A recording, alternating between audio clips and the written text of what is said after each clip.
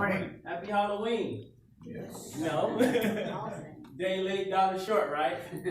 I got the colors to match it, so at least I think I got the orange in the bow tie, the belt, and the shoes, represents the pumpkin and the jack-o'-lantern. I got the green because when I was younger, it used to be this movie called The Leprechaun. And it came out during Halloween. It scared the living crap out of you. So I figured, you know what? I've never worn all green like this before, so let's scare the living crap out of myself. Let's do something different, right? Have you ever been scared in life before? Have you ever been scared to death? Whatever that means. I don't even know who coined that phrase. Scared to death. Like if it was scared to death, then wouldn't that be the last time I was scared? That's it, right? It's over. That's it. I'm scared to death. Death is not the greatest loss in life. The greatest loss in life is what dies inside of us while we live. Is what Arthur Norman Cousins said. I wonder if they knew when they were alive that death was coming.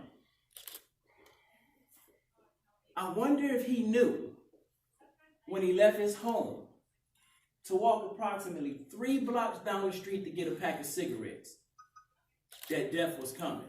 I wonder if he knew that when he was alive.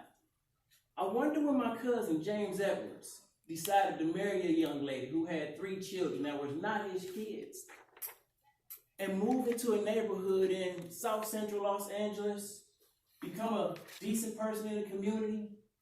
I wonder if he knew the night he left his house that death was coming. I wonder if he knew that a small altercation with men he didn't even know. I wonder if he knew that that would be it, that he would lose his life. June 2019 or April, I don't have the date exactly in my mind. My cousin was walking to the store to get a pack of cigarettes. My cousin James Edward is 5 years younger than me. We grew up in Detroit, Michigan, sharing bath water. Sharing bath water. He walked to the store to get a pack of cigarettes, and death came for him. He lost his life in that short amount of time. But it wasn't the death that came for him, it was how he lived. I remember how he lived. I remember finding out that he was relocating to California because he had been jumped in a neighborhood gang in Detroit, Michigan. I remember how he flew back to Detroit last year, actually in 2017, and had to bury his sister, his oldest sister. I remember how he held his sisters, he held his family, he told them he would be there as he left to go back to California. I remember how he lived. See, death comes for everybody. But it's not about the death that comes. You all know you're going to die someday. How are you going to live today is what I want to know. I wonder if he knew death was coming. Nipsey Hussle. I wonder if Nipsey Hussle knew when he got that phone call from a childhood friend who just got out of jail and he asked for clothes. I wonder if Nipsey Hussle knew when he went up to the corner store to give his friend, not purchase, but to give his friends new clothes and a new wardrobe from the store that he owned.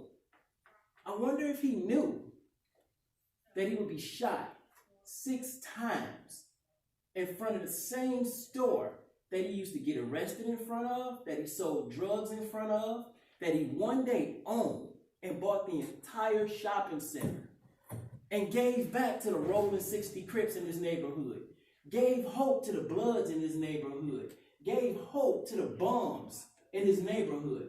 I wonder if he knew when he went to give life to a friend, to bless him with new clothes. Simple. Did he know that death was coming? Do you know? Death is coming. How are we going to live?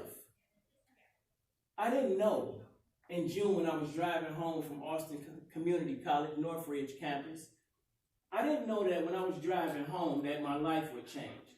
See, I was driving home and I took Breaker Road right down, headed westbound to 183. I entered on 183, headed north, right about 360 highway. And as I was entering the highway, a car came careening across the ramp and went straight down onto the freeway, impacted the wall. Luckily, no one was injured. So we thought. We go to the gentleman's car, we open the door, we scream, "Sir, are you okay? Are you okay?" He's passed out. A nurse runs up. She says, "I'm a nurse. Step back. Allow me to help." She lays his chair back. She starts giving chest compressions. And she's pumping, and she's pumping, and she's pumping. And I'm standing there. "Can I help? Is there anything I can do?" And she looked at me and she said, "He's gone. He's dead." I wonder if he knew when he pulled off from the green light that that would be his last time at life. That changed my life because it said to me, "Ethan, death is coming. I don't know how, I don't know when, I don't know where." And I asked myself, how are you going to live? Do you know? Do you know that death is coming? Are you more focused on the death that's coming? Or are you looking toward how you're going to live? Death is inevitable. It's going to happen. But it's how you live is the stories that we'll tell about you when you die. Thank you.